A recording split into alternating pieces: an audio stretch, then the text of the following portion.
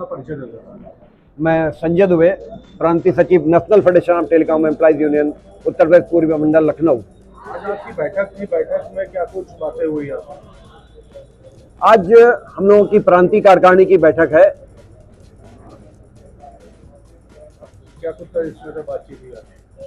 हम सारे लोग आज यहाँ पर अपने संगठन, अपने कर्मचारियों और विभाग के हितों के लिए एकत्रित हुए हैं और उस विषय पर हम लोग चर्चा कर रहे हैं। सबसे मेन मुद्दा है हम सारे लोगों के सामने इस समय, वो ये है कि बीएसएनएल के कर्मचारियों और अधिकारियों का जो तीसरा वेज रिवीजन है वो अभी तक लंबित पड़ा हुआ है। उसको लेकर हम सारे कर्मचारियों के बीच में बहुत ही आक्रोश है।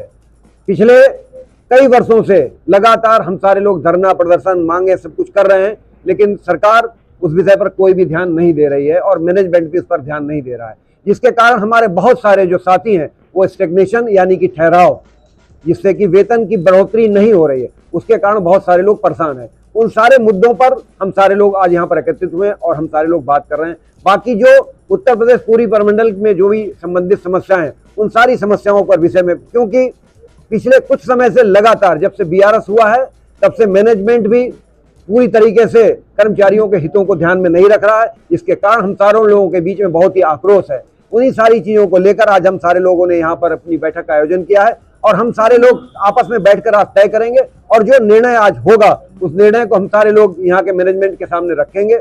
अगर जरूरत पड़ेगी हम सारे लोगों को तो हम लोग आगे आंदोलन या धरना प्रदर्शन जो भी कुछ होगा उस पर भी हम सारे लोग विचार करेंगे। अगर मेरी मांगों को मान लिया जाता है तो हम सारे लोग फिर हमारा कोई उद्देश्य नहीं है कि हम जानबूझकर सेवाओं को बाधित करें या हम सारे लोग किसी में बाधा बने, ऐसा नहीं है। हमारा उद्देश्य है हमारे कर्मचारियों की समस्याओं का समाधान करना। हमारी समस्याओं का समाधान हो जाता है, हमें कोई आपत्ति नहीं है। बीएसएनएल सबसे पुरानी संस्था है और देखा जाता है कि जैसे ही कांग्रेस गवर्नमेंट 14 से जैसे घटी उसके बाद धीरे धीरे डिक्लाइन, और भी आपने बताया बीआरएस जैसी स्थिति आ गई। किस तरीके से इसको आगे आप टैकल करने वाले हैं? देखिए, ये तो भारत सरकार की एक पॉलिसी थी पहले से ही कि बीएसएनएल को उनको बनाना था, और मैं समझता हूं कि जहां तक कांग्रेस की सरकार के समय में ही इसका ये पूरा खाका तैयार हो गया था, लेकिन आते आते जब बीजेपी की सरकार आई, बीजेपी ने उसको लागू किया और ये बीएसएनएल बनाया। सन 2001 में बीएसएनएल का गठन किया गया और बीएसएनएल को, और हम सारे लोगों को ये कहा गया कि हम सेवाओं को विस्तार करने के लिए इसको बीएसएनएल बनाने जा रहे हैं।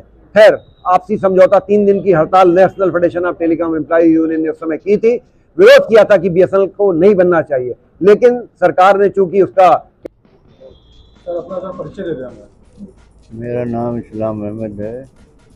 मैं national federation telecom employees federation का राष्ट्रीय अध्यक्ष हूँ। आज पूरी बैठक हुई, इसमें सर कंक्लूजन क्या निकला, सर निष्कर्ष सर पूरा क्या निकला? देखिए, मैं एपेक्स बॉडी का हेड हूँ।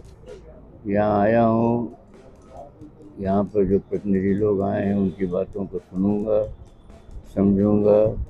जो हेडक्वार्टर लेवल पर हमको करना है उनके समाधान के लिए वहाँ जाने के बाद मैं सुनिश्चित करूँगा। सर अभी जैसे बात हुई, सर से बताया कि जो मौजूदा स्थिति है पहले तो थोड़ी सी बेटर हुई है, लेकिन कई एम्प्लॉय से बात करते तो उनको काफ़ी समय से देखिए, जब हम लोग बैठक करते हैं सिर्फ कर्मचारियों का हित का ध्यान नहीं रखते हैं।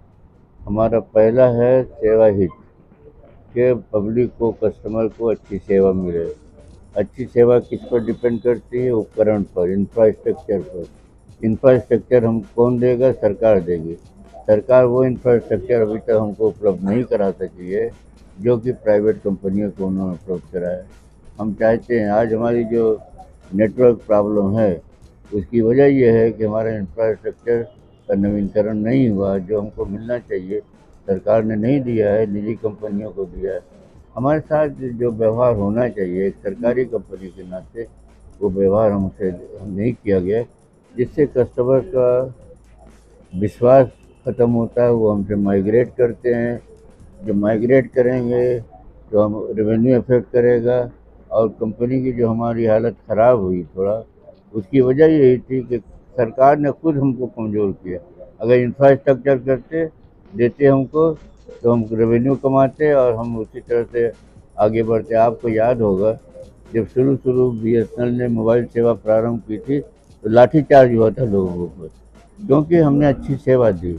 हम आज भी अच्छी सेवा दे सकते हैं बशर्ते गवर्नमेंट जो है हमको इंफ्रास्ट्रक्चर मुहैया करे। तो आपकी सर बातचीत तो होती होगी सर गवर्नमेंट के तमाम आला अधिकारियों से इंफ्रास्ट्रक्चर के लिए प्राइवेटाइजेशन के दौर में देखिए जिस तरीके से जियो ने कई कंपनियों को खा लिया, उस दौरान भी बीएसएनएल अभी भी टिका हुआ, आगे आने वाली स्थिति बीएसएनएल की क्या देखते हैं? देखिए, हम जो कमाते हैं, बीएसएनएल जो कमाता है, कर्मचारी जो कमाता है, वो सरकारी खजाने में जाता है।